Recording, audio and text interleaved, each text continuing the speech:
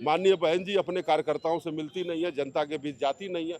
आज जो उनके अंदर छटपटाहट इस बात की है, आप इतने लंबे समय थे बसपा में थे। चमार जाटव समाज था, आज 9% पे बसपा क्यों आ गई है?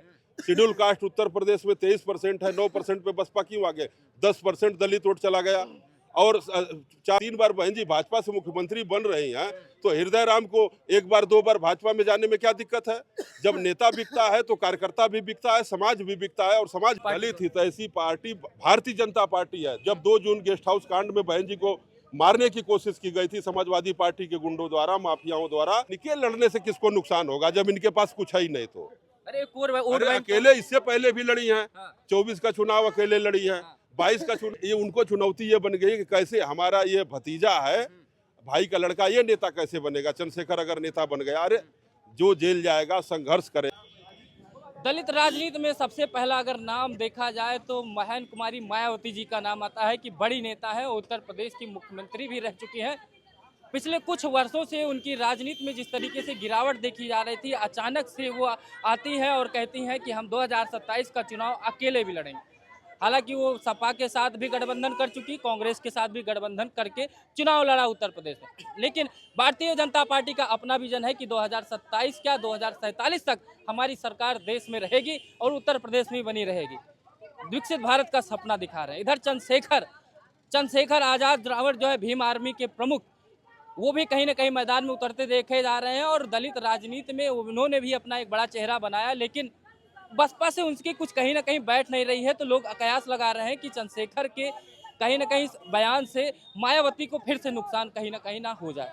आइए हम लोगों से बात करते हैं 27 के लिए कौन मजबूती है, कौन होगा भारतीय जनता पार्टी जो 47 तक का सपना दिखाई है, या मायावती 27 में वापसी की बात कर रही, और चंद्रशेखर के मैदान में उतरने से क्या दलितों में बिखराव हो गया। हमारे साथ दलित समाज के ही भारतीय जनता पार्टी के वरिष्ठ नेता है, इनसे बात करते हैं। बसपा में भी रह चुके हैं, कोऑर्डिनेटर पद को भी संभाल चुके हैं, काफी अनुभवी नेता है, इनसे हम बात करेंगे हृदय राम जी से। हृदय राम जी, स्वागत है आपका। 2027 में अभी तक ये अकेले लड़ने का फैसला ले चुकी है। कयास लगाया जा रहा था कि कहीं ना कहीं मायावती जी गठबंधन कर लेंगी तो भारतीय जनता पार्टी को नुकसान होगा।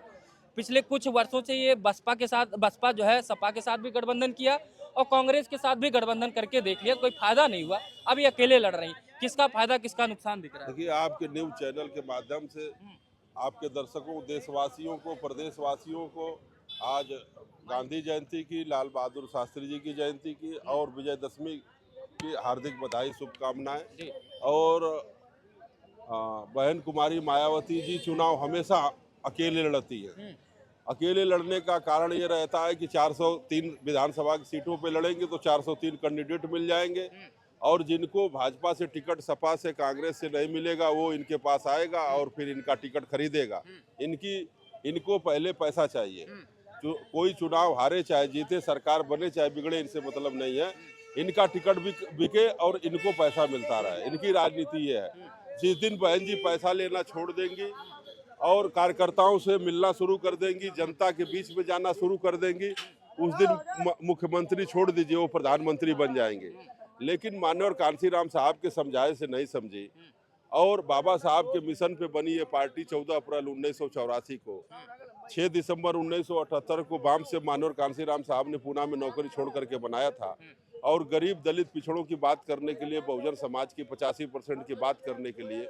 और कांशीराम साहब ने कहा था कि जो दलित पिछड़े समाज के लोग हैं, जो आज शौचालय साफ कर रहे हैं, ये सचिवालय में जाएंगे, जो रिक्शा चला रहे हैं, मजदूरी कर रहे हैं, मेहनत कर रहे हैं, ये विधायक सांसद बनेंगे। जब 93 में पहली बार विधायक बने थे, श्री लालमणि प्रसाद सांसद बने, तो उनका फटा कुर्ता था। स्वर्गीय सुखदेव राजभर जी से कह दो कि जो विधायक नहीं है वो बाहर चले जाए, और जो विधायक अंदर बैठे। मीटिंग हो रही थी तो लालमणि प्रसाद का फटा कुर्ता था, तो कांशीराम देख के रो गए थे कि मैं ऐसा ही चाहता था कि फटा कुर्ता वाला भी विधायक बन। ठीक है, आप बसपा में भी रह चुके हैं, काफी लंबे समय तक सेवा दी है बसपा में, उसके बाद आप बीजेपी में आए 2017 में। क्या कमियां दिख रही थी क्या आपको कि आप कहीं ना कहीं बसपा अपने मिशन से भटक गई थी, उसके बाद आपको लगा कि पहली कमी की बहुजन विचारधारा पे पार्टी बनी थी, बाबा साहब अम्बेडकर के मिशन को पूरा करने के लिए, बहुजनों की विचारधारा को पूरा करने के लिए, ज्योतिबा साहू, फुले नारायण पेरियार के मिशन को पूरा करने के लिए। और पूरी जिंदगी कांशीराम ने नौकरी छोड़ करके बाबा साहब की छुट्टी के लेके ये पार्टी बनाई थी कि बहुजन समाज के विचारधारा पे चलेगी। लेकिन मायावती जी ने बहुजन समाज को सर्वजन समाज में तब्दील कर दीजिए और बहुजन हिताय की जगह उन्होंने सर्वजन हिताय कर दिया, इसलिए बहुजन बुझाय हो गया और सर्वजन हिताय हो गया, दलित दुखाया गया। और बीएसपी में मानवर कांसीराम साहब जब तक रहे 89 से लेके 91-93 तक कार्यकर्ताओं को टिकट मिलता था, विधायक मंत्री सांसद सब बीएसपी से गरीब मजदूर के बेटे जीत के जाते थे। लेकिन जब से बहन जी 95 से भारतीय जनता पार्टी से गठबंधन करने के बाद मुख्यमंत्री बनी और 3 बार बीजेपी से ही मुख्यमंत्री बनी, मेरा मानना है कि एक बार विधायक मंत्री मुख्यमंत्री बनने के बाद पैसे की कमी व्यक्ति के पास नहीं रह जाती है, उसके पास गाड़ी घोड़ा घर मकान दुकान सब हो जाता है। और हम अपने कार्यकर्ताओं से, जनता से, गरीबों से पैसा लें और पार्टी को चलाएं। आप कहीं ना कहीं आरोप लगा रहे हैं कि वो अपने ही कार्यकर्ताओं से पैसा लेती थी, टिकट का पैसा लेती थी, इसीलिए वो धरातल में चली गई। इसीलिए देखिए पार्टी आज श्री अखिलेश यादव जी समाजवादी पार्टी चला रहे हैं, सपा का कार्यकर्ता जाके श्री अखिलेश यादव से सीधे मिलाता है। गरीब कार्यकर्ता होता है, उसको खुद श्री अखिलेश यादव जी पैसा भी देते थे। बल्हा बहराइच में चुनाव हो रहा था, वहां से श्री बंशीधर बौद्ध सपा से चुनाव लड़ रहे थे, बसपा के जिला पंचायत सदर है, श्री अखिलेश यादव जी ने 60 लाख रुपया अपने घर से उनको भिजवाया, विधायक से मंत्री बनवाया। कांग्रेस पार्टी पैसा देती है, भारतीय जनता पार्टी पैसा देती है। कांसीराम साहब भी अपने कार्यकर्ताओं को पैसा देते थे और चुनाव लड़ाते थे। कांसीराम साहब के भी समय में रिक्शा चलाने वाले, साइकिल चलाने वाले, बाल काटने वाले, नाई तक को एमएलसी कांसीराम साहब ने बनाया था। लेकिन मायावती जी जो मिशन से कमीशन में भटक गई और बहुजन से सर्वजन को कर दी और आज पैसा लेने लग गई। बात तो यहाँ बहुजन समाज पार्टी में बाबा साहब की होती है, लेकिन विधायक बाबू साहब बनते हैं। श्री उमाशंकर सिंह बाबू साहब विधायक बनेंगे जो करोड़पति है। तो ऐसे नहीं चलेगा जब तक गुरऊ राम, कतवारू राम और जब तक गांव का गरीब विधायक नहीं बनेगा, तब बीएसपी आगे बढ़ेगी। माननीय बहन जी अपने कार्यकर्ताओं से मिलती नहीं है, जनता के बीच जाती नहीं है। आज जो उनके अंदर छटपटाहट इस बात की है। आप इतने लंबे समय थे बसपा में थे, आप मिले हैं कि नहीं कभी? मैं 2017 में एक बार मिला, बस टिकट के लिए मिला था। वो भी टिकट इन्होंने कहा वहाँ गाजीपुर जखनिया टिकट चला गया है, पैसा जमा हो चुका है। मैंने कहा माननीय बहन जी पैसे जीवन भर जमा होता रहेगा, वहाँ आप हमको टिकट दीजिए, चुनाव लड़ेंगे। 20 साल बीएसपी में काम किए, 40 साल उम्र हो गई, शादी ब्याह नौकरी छूट गई, आप कब तक पैसा लेंगे? चुनाव हमें दीजिए। बने नहीं, तुम पार्टी में काम करो, सरकार बनेगी। हमने कहा बहन जी आप 5वीं बार मुख्यमंत्री बनिए, आपको मुबारक, मैं चला और कभी आपकी पार्टी में नहीं आऊँगा। और आज के बाद मैं बसपा को ख़त्म करने के लिए काम करूंगा। बसपा खत्म हो जाएगी, मुझे बहुत सुकून मिलेगा। आज बसपा 4 बार सरकार बनी, मुख्यमंत्री बनी, बसपा के विधायक मंत्री पैदल घूमते हैं और मैं भी पैदल घूमता हूं। मुझे अच्छा लगता है कि आज जो ये मिशन को कमीशन में बेचे और आज इनको कोई पूछ नहीं रहा है, तो उससे अच्छा हम ठीक है यहाँ। यानी कि जो आप कह रहे हैं 403 तीनों सीटों पे अकेले इसलिए लड़ेंगी क्योंकि उनको फंड चाहिए कहीं ना कहीं। हाँ, 403 सीट को पे लड़ेंगी कि उनको टिकट को बेचना है, समाज को बेचना है। इसीलिए पढ़ा लिखा समाज जो 16.5% उत्तर प्रदेश में चमार जाटव समाज था, आज 9% पे बसपा क्यों आ गई है? शेड्यूल कास्ट उत्तर प्रदेश में 23% है, 9% पे बसपा क्यों आ गए? 10% दलित वोट चला गया और 4-5% चमार जाटव जो कोर वोट था बसपा का, वो कहीं समाजवादी पार्टी में जो बसपा का एमएलए गया लड़ने के लिए वो ले गया, समाजवादी पार्टी में कहीं सांसद बनने गया उसके साथ चला गया, कहीं कांग्रेस में चला गया, कोई लड़ रहा है, कोई भाजपा में चला गया, भाजपा के साथ चला गया समाज का वोट। तो इसी तरह समाज का वोटों का बिखराव और बंटवारा हो गया। इसलिए कि जब नेता जैसा होता है वैसे ही कार्यकर्ता। जब 3 बार बहन जी भाजपा से मुख्यमंत्री बन रही हैं, तो हृदय राम को 1 बार 2 बार भाजपा में जाने में क्या दिक्कत है? जब नेता बिकता है तो कार्यकर्ता भी बिकता है, समाज भी बिकता है और समाज भी वैसा ही होता है। भारतीय जनता पार्टी में आप संतुष्ट हैं? भारतीय जनता पार्टी में बिल्कुल संतुष्ट है।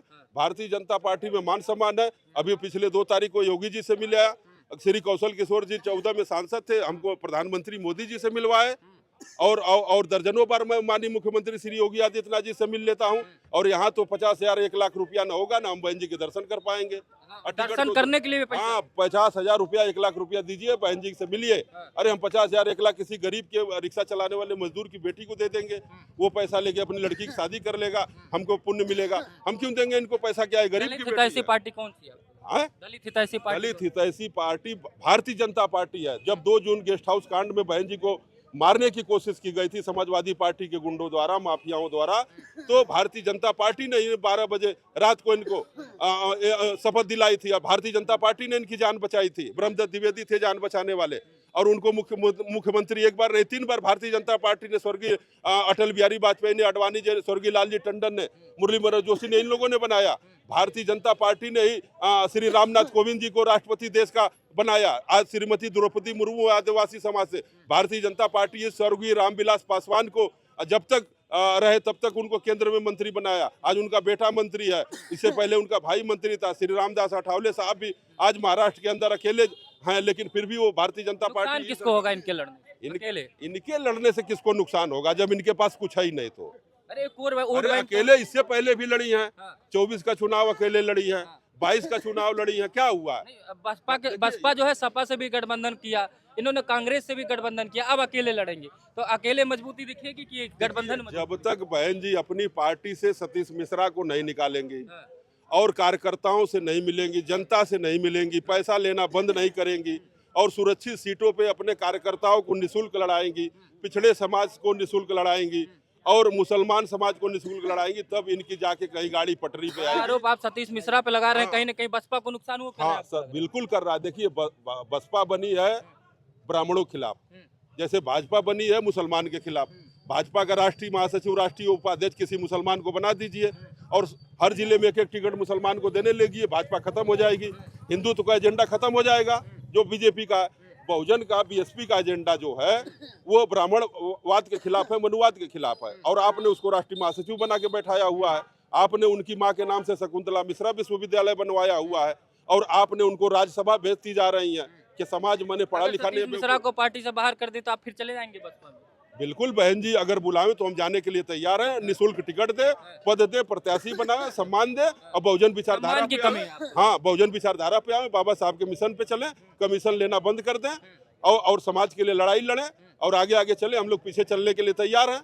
बहुजन समाज, भगवान बुद्ध के सिद्धांत पे बहुजन समाज पार्टी बनी है। बहुजन हिताय बहुजन सुखाय पे भगवान बुद्ध के सिद्धांत पे चले, सर्वजन हिताय सर्वजन सुखाय छोड़े, कार्यकर्ताओं को अपने टिकट दें। आज उनकी परेशानी वो नहीं है, आज उनकी परेशानी श्री चंद्रशेखर आजाद जो नगीना से सपा बसपा गठबंधन में बीएसपी के सांसद गिरीश चंद्र जाटव को हरा करके और वहां जाकर के चुनाव जीता है और बसपा वहां से 9000 वोट पाई है और वहां समाजवादी पार्टी ने चंदौली से ले जाके एक जज को चुनाव लड़ाया और अखिलेश यादव जी खुद उस सीट पे 2 बार गए और आम आदमी पार्टी समझौते में थी, संजय सिंह भी गए हैं। आज चंद्रशेखर जब नेता बन गया है तो मायावती जी के सामने चुनौती ये है। यही सवाल मैं कर रहा था कि क्या चंद्रशेखर के आने से मायावती को सबसे ज्यादा नुकसान हुआ? हाँ, ये उनको चुनौती ये बन गई कि कैसे हमारा ये भतीजा है, भाई का लड़का, ये नेता कैसे बनेगा? चंद्रशेखर अगर नेता बन गया, अरे जो जेल जाएगा, संघर्ष करेगा, मिशन पे, विचारधाराओं पे, सिद्धांतों पे चलेगा, लड़ेगा, नेता वो बनेगा। कोई हवाई जहाज से आकर के, आकाश से उतर करके और आकाश बन करके नेता नहीं बन करेगा। संघर्ष करना पड़ेगा, जमीन पे चलना पड़ेगा, जेल जाना पड़ेगा, लोगों के आंदोलन में शामिल होना पड़ेगा और पेट पे पत्थर बांध के चलना पड़ेगा, साइकिल से चलना पड़ेगा, फॉर्च्यूनर से चल के, प्लेन पे चल के, चश्मा लगा के, बाल रख के नेता नहीं बन पाओगे। बाबा साहब अम्बेडकर का मिशन रिक्शा पे चल के, मजदूरी करके, सड़क पे सो के और भीख मांग के चलेगा। फॉर्च्यूनर से, फ्लाइट से और चश्मा लगा के बाबा साहब का मिशन नहीं चलेगा। ठीक है दर्शकों, आपने देखा कि नेताजी का मानना है कि मायावती जी कहीं ना कहीं कार्यकर्ताओं का सम्मान नहीं करती हैं, जो उनको धन बल से तौल देता है उन्हीं का सम्मान करती हैं। कहीं ना कहीं अपने मिशन से भटक गई, इसलिए पिछले 9-10 सालों से उनको राजनीति में कहीं ना कहीं जो सफलता मिलनी चाहिए वो नहीं मिली। और चंद्रशेखर रावण जो है एक तरीके से दलित राजनीति में जब उभरे तो बसपा को ही कहीं ना कहीं नुकसान किया है। उनके अकेले लड़ने या न लड़ने से किसी भी पार्टी को कोई फर्क पड़ने वाला नहीं है और इनका मानना है कि दलितों की सबसे बड़ी हितैषी भारतीय जनता पार्टी बन गई।